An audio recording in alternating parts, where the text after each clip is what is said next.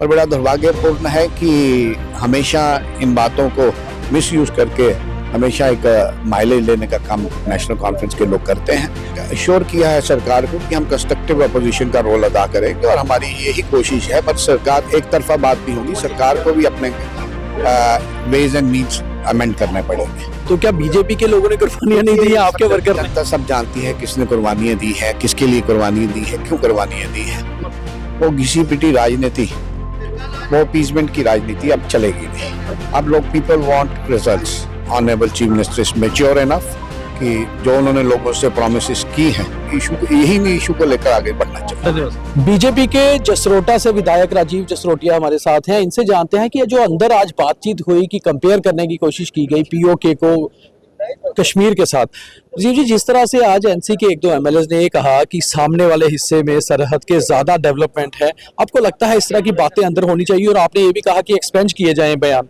देखिए, बात ऐसी है कि कई अरसे से, पिछले 75-78 वर्षों से जब हिंदुस्तान जब से आजाद हुआ है, एनसी ने एक ही गिमिक पे प्ले किया है। कोई बात हो, जब भी ये बैकफुट पे होते हैं, इनको कुछ कहने को होता नहीं है, तो हमेशा पाकिस्तान को बीच में लाया जाता है।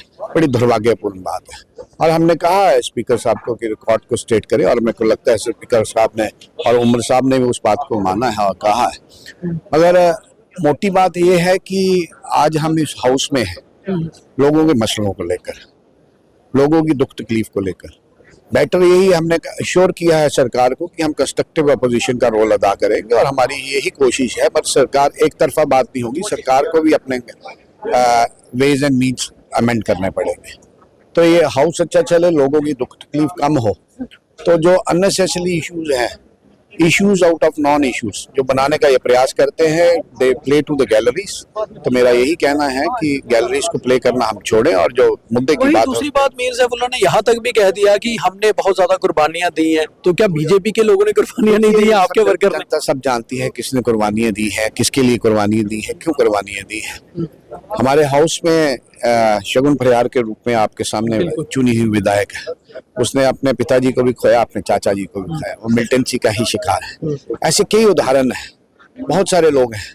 और बड़ा दुर्भाग्यपूर्ण है कि हमेशा इन बातों को मिसयूज करके हमेशा एक माइलेज लेने का काम नेशनल कॉन्फ्रेंस के लोग करते हैं। अगर लोग समझते हैं, लोग बहुत गंभीरता से हमें वॉच भी करते हैं। और मेरे को लगता है कि अब विधायकों को भी पता है कि हमने जिस कार्य के लिए हम यहाँ आए हैं, उस कार्य के लिए। नई सरकार और नए मुख्यमंत्री से क्या उम्मीदें हैं बजट को लेकर बीजेपी को? देखिए, हम तो चाहते हैं कि 7 वर्ष के बाद जहाँ चुनाव हुए हैं, लोगों को बहुत सारी उम्मीद थी, लोगों का मन था कि इलेक्टेड नुमाइंदे हों। अब मोदी साहब ने जैसे प्रॉमिस किया कि डिलिमिटेशन होगी, चुनाव होंगे, चुनाव के बाद सरकार होगी। अब सरकार है, अब जिन्होंने सरकार बनाई है ऑनर्स उन पे कि वो सरकार कैसे चलाना चाहते हैं। वो अब लोग समझ चुके हैं, वो घिसी पिटी राजनीति, वो अपीजमेंट की राजनीति अब चलेगी नहीं। अब लोग people want results.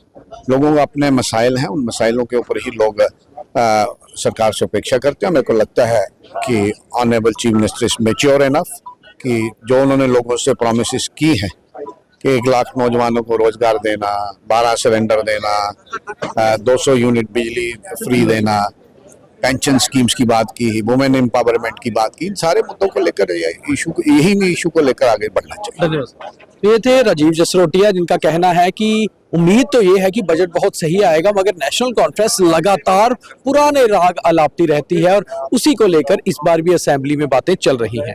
Deepak Khajuria, the news room 24 आवाज, जम्मू।